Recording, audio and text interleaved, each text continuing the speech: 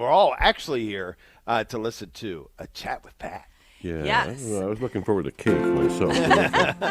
Today we have with us Sue Ellen Browder. She's a prize-winning investigative reporter who spent 37 years writing for secular magazines ranging from Cosmopolitan to Reader's Digest before she saw the error of her ways and converted to Catholicism. She's the author of Subverted, How I Helped the Sexual Revolution Hijack the Woman's Movement. And Sue Ellen has been a guest on my show, The Virtuous Life, a couple of times, and we talked about that book.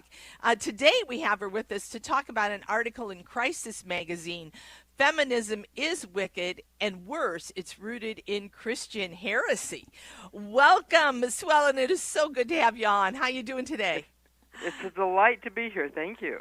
Well, this was a very interesting article, Sue Ellen, because we had Carrie Gress on a couple of weeks ago talking a little bit about her new book, Something Wicked, Why Feminism Can't Be Fused with Christianity. But you really have looked at this in your article from the standpoint of Gnosticism and kind of the earliest heresy in our church. How can you kind of explain Gnosticism to our audience and how you see that connected to feminism? Well, Carrie says that feminism is actually a rival shadow religion, and I name the shadow religion. The religion is Gnosticism. It's a heresy, and it's very, very hard to define. That's the problem with it. But what it does is it looks like Christianity, but leaves Jesus Christ out of the picture. We're all gonna be taking care of everything. We're gonna do it. We're the feminists, and we're gonna change the world. The world is bad, not good, because God created the world good. The world is created evil, and we have the secret knowledge, the Gnosticism, the feminism to make it all better. And so feminism becomes, it's all about me. I'm going to fix it all up. Yeah. Wow. And so do you see how has feminism in the past been kind of linked to a Christian cause? Because you have heard that, right? Oh, it was. In the beginning, see, feminism did a switch in the middle of the 20th century. Okay. In the beginning of the 20th century, feminism was hooked with Christianity in many ways.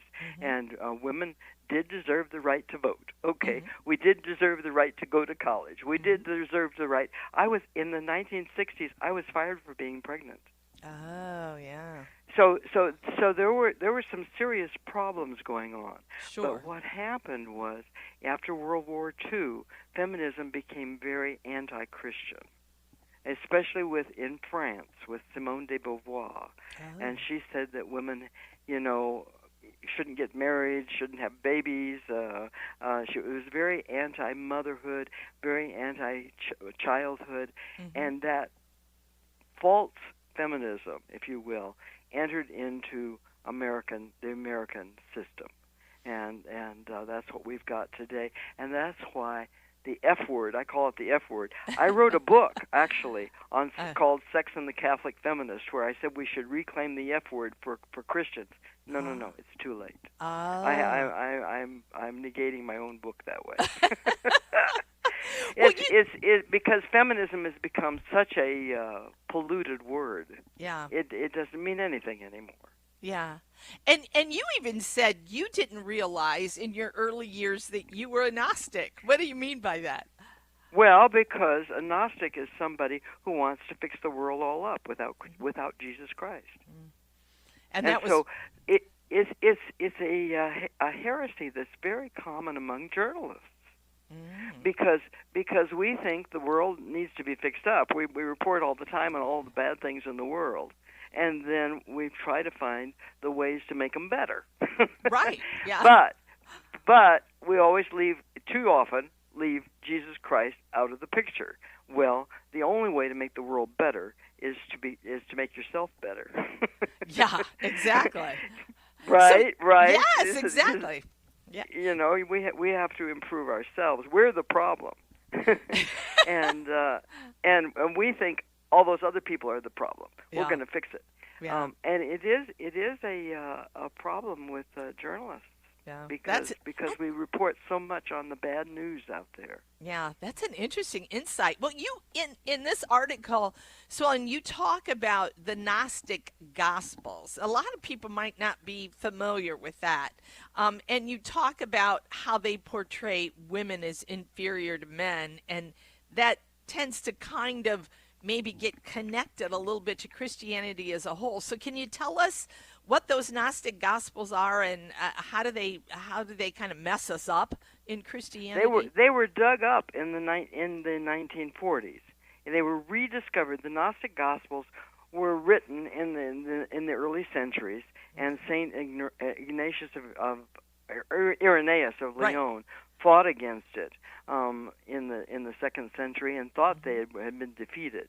Right. But these Gnostic Gospels were dug up in Egypt in 1945, and everybody got all excited about them. Oh! Maybe this is the new way. Maybe this is the new gospel. These were heresies.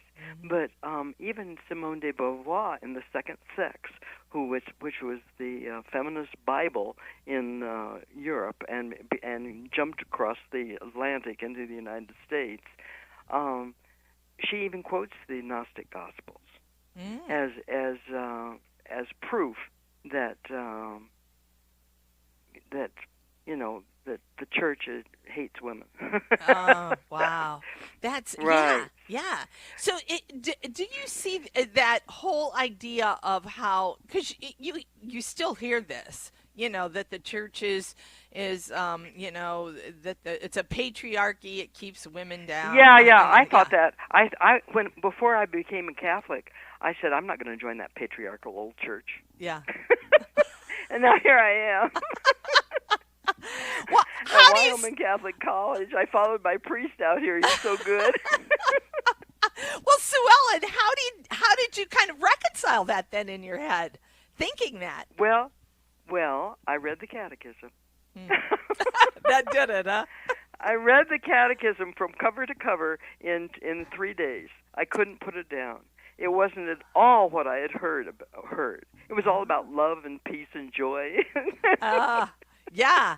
And you make the comment that feminism really is the gospel of discontent. That it really kind of keeps rage and envy and all of those things rolling instead of what you're talking about, right? Joy, peace, love, yeah. So and go ahead. Okay, so I say we should get rid of the F word, which is feminism. Right. What do we replace it with? What do you think? The M word, Mary. Ah, love it. I love it. Yeah. Yes. We must proclaim Mary to the skies because she is the most powerful woman who ever lived. Yeah. Brought the Savior into the world. Can't get more powerful than that. That's right, and she is the answer to all the problems that women have. Yeah, that's very true. And women, I think, like you said, that once we got past that first wave of feminism, it took on a life of its own and has really kind of taken us away from the gospel in many ways. Sue Ellen, thanks so much for being with us today. I really appreciate it. Good to hear your voice again. All right. Take care. Have a good week. Okay, you too.